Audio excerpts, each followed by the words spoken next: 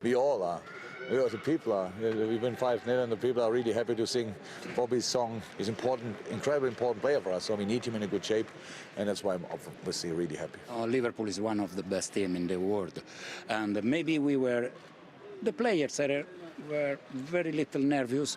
Maybe they want to do something for the new manager, something this, and we consider some good present for their goal. But I watched something very badly things, but also some good things. How big a job is that, the organising? Look, it's a big job, but if my players understand me quickly, the big job is a little less big. Well, really happy and proud to score 100 goals, which is not easy, especially in Premier League, but finally we did it. And I'm really happy, and hopefully I will score more goals for my team and, of course, win trophies, which is our target. And what about Mo Salah? I run out of words to describe. And the goal was phenomenal. Yeah, it is. He's phenomenal. So what can we say? He's for sure in the moment the best player in the world. I know we only have to answer this because we get asked now from everybody. But it's no problem. Why we should not mention it when it's the case. You'd agree, Alan, wouldn't you, that he's the best in the world at the moment? Presumably, you want Newcastle to make a move for him in January. He's without doubt the best in the world right now. He's unstoppable. And as were the three of them today, actually. I mean, they were helped by some shambolic defending from Watford, which Mike is going to talk about in a minute. What about that pass with the outside of the left foot into the path of Mane, and then they finish? They just couldn't cope with them. Their understanding of each other's game, the pace of the game, getting in behind. Firmino's there for his tap-in. Clever run by Mane there. He looks to go long, then stops, and then gets the ball. I mean, it is far too easily. I don't like this law. That should be offside. But Firmino's there to tap it away. A superb pass in. I mean, the goal from Mo Salah here is just outstanding. We saw him score something similar against Man City, but look at this one here. The touch, the control, the balance, and then the ability to finish that off. Wow! And then Firmino gets his hat-trick that he deserved. Superb again, the movement. Too good, too clever, and just they were just too good for them today. It could have been 8 or 9. It was superb. Watford aren't the first side that Liverpool have ripped apart. They won't be the last. Alan said shambolic. Are you going to use that word? Disastrous. Oh, OK. To be honest. Disorganised? Disorganised, disappointing for a team that's playing at home with a new manager. I just thought they could have got the crowd lifted a little bit, but it all starts here. You lose the first header, which is not a massive problem. Rose could have done a little bit better there. But as soon as you get into this position here, Cathcart has to run back as soon as he can. He tries to run, it's a little bit too late, and it's a wonderful goal from Mane. And Kiko Firmino is playing right back, right wing back. He's got caught upfield. Then there's another mistake from Truce Ekong. Get tight. Stop it at source. He doesn't stop it at source. He runs back to his own goal. Cathcart goes towards the ball, and he's telling Cathcart to go for the Milner when he runs into him and does absolutely nothing. It's atrocious defending, to be honest. And it was a running theme. They get numbers back in this one, 7 against Liverpool's 4. Truce Ekong again. Can he get 5 yards further back to stop that coming across? Yeah, granted, it's a ridiculous rule. You know, Salah was interfering and it shouldn't have been caught, in my opinion. But it's little daft mistakes that cost him. Hernandez, just get rid of the ball. You're losing. Give your defence a breather. Doesn't happen. And then Salah does the rest. I mean, Alan's just described it there. Absolute wonderful goal. But they didn't learn.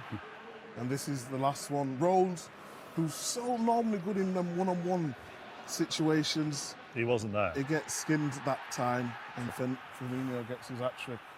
Very bad. Individual very bad errors or system, or both?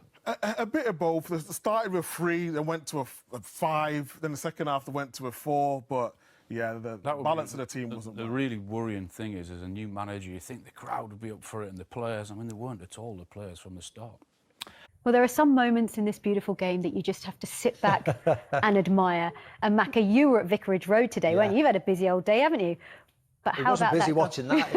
It was actually quite a joy watching that today. But how about Mo Salah's goal? Goal of the season, surely. Yeah, it was brilliant. I mean, the fact that he has to take his time, roll his foot across the ball, it was just the delicate intricacies of what he had to do, because there's not much space. Listen, the Watford players sat off him like they did all afternoon, but this bit of skill where he stands on it and then rolls it there, I mean, that is just delightful, isn't it? Puts Cathcart on his backside and then whips it past Ben Foster. But this is just all natural ability. I think last week against Man City, the momentum of his run made him do what he had to do. But this, he's surrounded, he stands, he moves, he rolls it, and he's still not done here. But he has the audacity to do that, chops back, and then it opens up the goal and he bends it around Danny Rose, and Foster's got absolutely no chance. But this fella, in his form, I'm not saying he's the best player in the world, but his form at the moment, he's the best player in the world at this moment in time. He must. So you are saying he's... No, I'm not saying like, you know, Lionel Messi Ballon d'Or winner type of a player, but his form at the moment, he's playing like the best player around. I think many people would agree with right you. Across all the leagues. We can't think of many better, Macca, at the moment. We really can't. He looks capable of doing absolutely anything at the moment, doesn't he? Every time he gets the ball, he wants to set someone up, as he said in his interview there. Either want to create something or have a shot. And I just think he's in the absolute moment of his career. Honestly, I really do. You know, you do. You have a little. When I look back on mine, Macca, the same. You have, and I just think he's in the absolute moment of his career. Honestly, I really do. You know, you do. You have a little. When I look back on mine, Macca, the same. You have. Where you think at that particular time, I felt good. I was playing well. I was confident. Yeah. I can't think Mo Salah's ever going to have a better moment than he's enjoying right now. He is absolutely tremendous, working exceptionally hard, and end product every time he gets out. And that front three now at Liverpool are back to where they were 2 years ago. Yeah, there's no questions about Firmino's goal ratio now, because he's flying. Sadio Mane's just got his 100th Premier League goal. Yeah. Salah's playing like he's playing, and they're making chances after chances after chances. Real dominant performance today. And it says a lot when we're talking about Mo Salah's goal, when Firmino scored a hat-trick today as well. And as he said, Mane reached a milestone with his 100th Premier League goal. Lots of talk about the goal from Salah today in comparison to the one he scored against City. Which one's better for you, Andy? I mean, look, this was... I suppose because this one is against City, against all those top players, and it's on his right foot. I mean, they're very similar. They're both wonderful. They're both brilliant. Yeah. I might go this one. I might just go this one as the better one. I like this goal, but I've got no qualms. I can easily be wrong, because, as you said, the opposition in Manchester City was way, way better than this abject performance by Watford today. I just like the fact that he received the ball, he was in stationary moments, he stood on it, he moved it. But they're very, very similar, aren't they? Yeah, very similar. But the big game moment, maybe, the City goal was the best, because you're up against Laporte and Diaz, who was player of the year last year, so maybe that's a better opposition. So Mane has reached the 100-goal mark in the Premier League, a real milestone for him to hit today. Salah had a say in his goal as well. But how have you assessed Mane's performances this season? Look, I really like him. I think they've got just such a great combination up front. They've got everything. They've got pace. They've got the willingness to work. They've got goals. They've got that little bit of craft and creativity that Firmino, when he's on his game, gives them. So I think as a three, I think they've got more than anybody else. I really do up front. I think as a three at that combination, I think when it's at its best, like it was today, and it was invited today, wasn't it? Because Watford were so poor. But they're very good, very good. And when you look at highest scoring African players, he is third on the list, behind Didier Drogba and Mo Salah, in exceptional company there. I mean, we've mentioned the players, we've mentioned the performance, but we've got to mention the manager as well, because Jurgen Klopp celebrates 6 years in charge of Liverpool tomorrow. And what a way to celebrate, hey, after this performance. Oh, I mean, anybody who knows Liverpool or lives in that area knows he's a god up there. Everything he touches, his attitude, his interviews, when he speaks to people, he just seems to get the city of Liverpool and the team. And he's been I mean, 6 years in charge, he's won the league, he's won the Champions League. I mean, what more can you say? You'd love him to be more successful because we're being greedy and you're football fans. But he's been an absolute superstar there. He has, and the fans love him. So in stark contrast, you've got Ranieri, who began his managerial time at Watford, and it was a tough start. Do you know what? I mean, the games that he's walking into, Claudio Ranieri, are horrendous. They are so tough.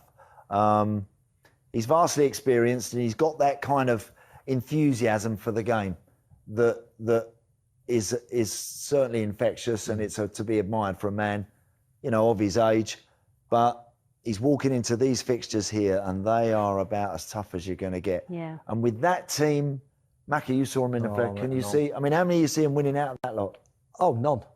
The way they were today, none. I mean, the good thing is that they can't get any worse, because this was rock bottom today, because it was one of the worst Premier League performances I've seen in many a year. And we're talking about a long Premier League. So it was that bad that they are only going to get better the longer he stays with them. And it's easy to be organised. You just stand them in a field and make sure they're organised, and they'll work on it and work on it and work on it. But what I found today is that some of the players didn't look fit. Some of the players looked slow. There was no energy at all. And that's one thing he's going to have to get in. Yeah. And he's going to have to liven them up a bit. Some of them look as if, they're in a bit cruise control. They're living just outside London. You know, they've got a nice lifestyle. And today, you know, with the sacking of the manager, they have to sort themselves out. Yeah, absolutely. I mean, Ranieri at Sampdoria, where he came from, he took that team, didn't he, from relegation threatened to ninth in the table. But he made them more hardworking, made them more organised, and surely that's what he's going to bring to this Watford side. He has to, right? You're going to have to. He's going to have to try and find the right personnel, stick with them, particularly at the back, trust them, and get his methods out there as quick as he can, and try and turn some of that around.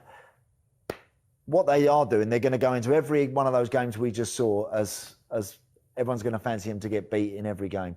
If they can get a bit of momentum, they can draw a couple and maybe pinch a win, then all of a sudden they might get a little spark from somewhere. These first three, and Everton, Southampton, Arsenal, just before the international break again. Yeah. If he can get something out of them, at least he's got 2 weeks with his players then to really... Because you can't do much after the game and then you're planning again. But the 2-week international period in 3 weeks' time, that's when he can really work hard with the team and, you know, get some exercise into them and do something. But he needs something. What do the owners do if he loses 6 on the spin? What do they do? Go again? Go, have another go with someone policy, else? Isn't it? You know, say, thanks, Claudio, off you go. We'll get someone else. The message to the players is a different message every time they change, and it's not easy. Yeah, what I would say is that I think that particular setup is awful. They've had 14